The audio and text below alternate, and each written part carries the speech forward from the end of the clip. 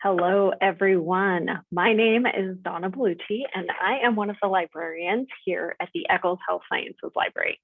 And one of the things that I work with a lot of students, such as yourselves, with is research posters, specifically research poster design and how to make them look as effective as possible. So first up, what is a research poster and why does it matter? So research posters are just a different way for you to present your research in a way that isn't a research paper. So a lot of you are used to working on research papers and making research papers publishable and finding those when you're looking for other research or looking at papers. But when meeting with other professionals at places like conferences, one of the ways you can deliver your research is through a poster. So this photo here is actually from a conference of professionals, and all of them are showcasing their research. And the way that this is done is usually in this in-person conference format. So people will be you'll be standing next to your poster and other people are just going to be walking by, and you really want to get their attention. And what you want to make sure that you do is make sure that information gets to your audience in the best way possible. That way they're able to remember what you worked on because you worked so hard on it. But it can be difficult to make it visually available to people in a format that you might not be used to. And it matters a lot because this is a way for you to reach out and network with other professionals.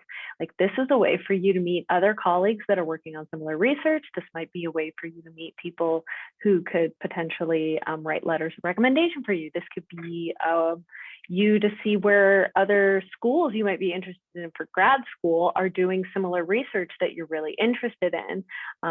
But at the same time, there might be a researcher passing by and they might not know right away that that is the research you're working on because they weren't able to see that very clearly in your research poster.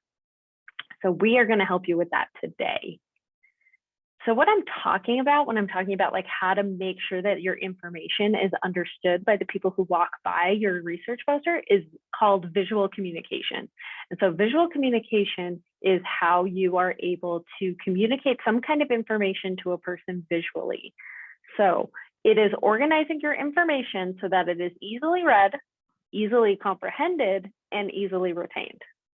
So one of the best ways for you to go about designing your poster is to think of it as a billboard. So if somebody is passing by and they look at a billboard, they want to be able to understand what is being usually marketed or sold to them. You're going to notice that there's going to probably be really big letters that are going to tell you exactly what they're talking about. There's usually a picture. There's usually some interesting colors. Sometimes there's people. Sometimes there might be a logo. So these are all things that you want to consider when you're going into putting your posters together. So for example, look at this slide. So the slide that I've put together here has some words, but some of those words are bolded because those are words that I want you to pay attention to. And some of those words are a little bit bigger because I also want you to really pay attention to those words. So sizing and bolding. And then I included a picture of an eye, and I put an eye there so that you can use the graphic representation of an eye to remind you that we're talking about visual communication, right? So here are some examples of visual communication that didn't exactly work. One of the places I usually see visual communication fail spectacularly is in tattoos. So as you can see, the one on the left is meant to be really cool and artistic. The one on the right also meant to be really cool and artistic, but without the correct sizing, layout, you can see where things kind of got lost. So on the left, they really thought they had hit on something by putting the word real and making an acronym that is meant to say realize everyone ain't loyal.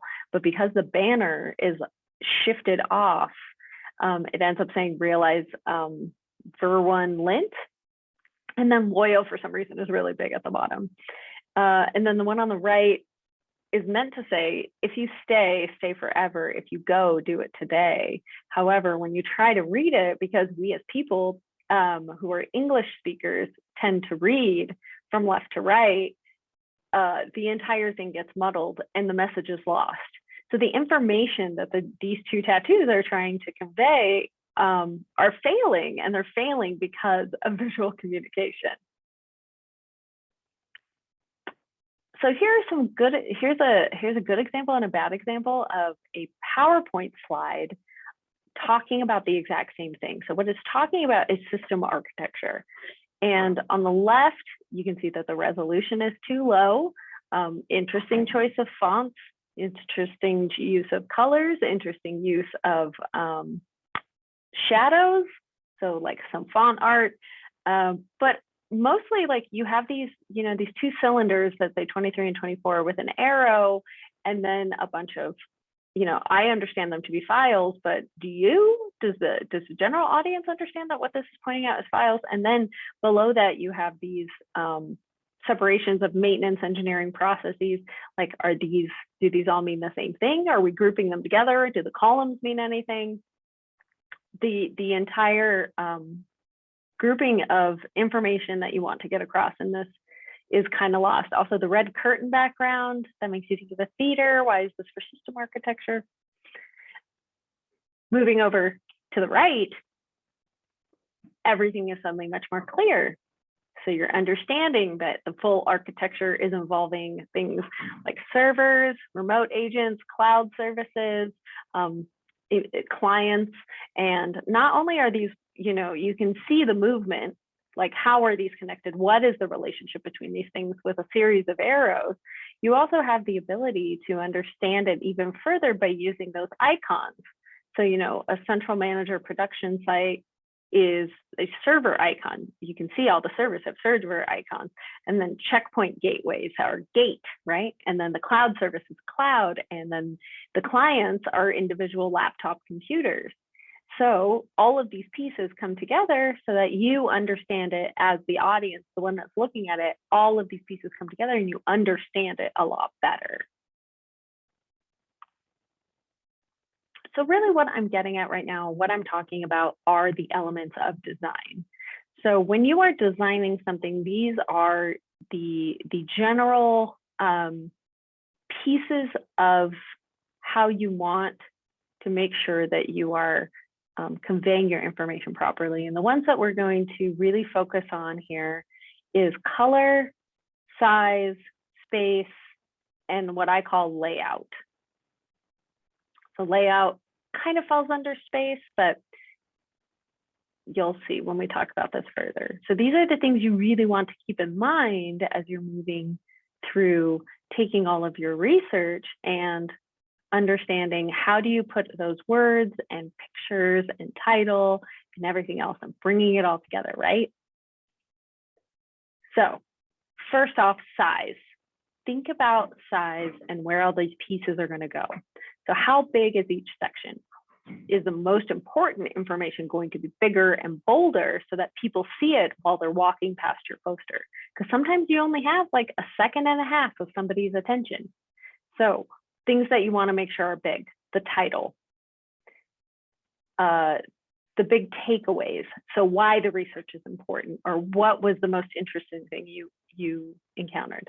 The bolding the sections. So you're gonna, your abstract, your methods, discussion, results, having those sections properly sized and having the title above them also maybe a little bit bigger, maybe bolder. Fonts. First off, is your font easy to read, right? So no chiller, no papyrus. And are you only using one or two fonts on the entire poster? So I have seen where people really want to get artistic and they want a different font for the title and then the authors and then each section and the different titles above each section. And it can get really messy, and worse, it becomes difficult to read. So you want to make sure that who's ever passing by is able to just like real quickly look at it and absorb all of those words. So try to stick to some of the, especially for the parts where there's a lot of wording, you want to stick to some of the golden boys. You want to stick to your Times New Roman, your Calibri, your Arial, your Helvetica. So the next is color. So make sure that the color that you're adding to the poster isn't clashing with everything else there. right? So are you only using 2 to 4 colors? Is there cohesion between the colors? Is there color and font color that contrasts enough so people can read it? Of course, you can just use a white background with black text and maybe some of the Utah red. That's perfectly fine. If you do want to get a little more interesting, you can also use a color wheel.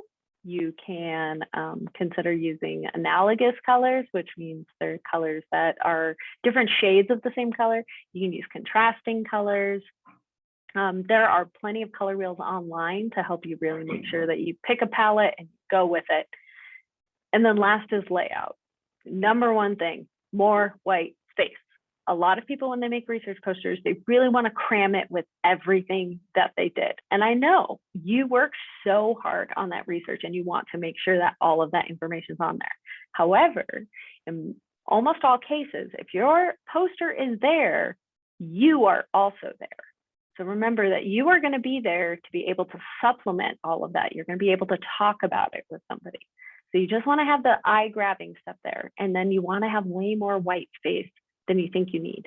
Put nice big breaks in between the sections, put nice big breaks between pictures and what goes next to them. You really want to give some breathing room everywhere so that someone's eyes don't get tired when they're going from the title to the author's names, and then there's just a block of text.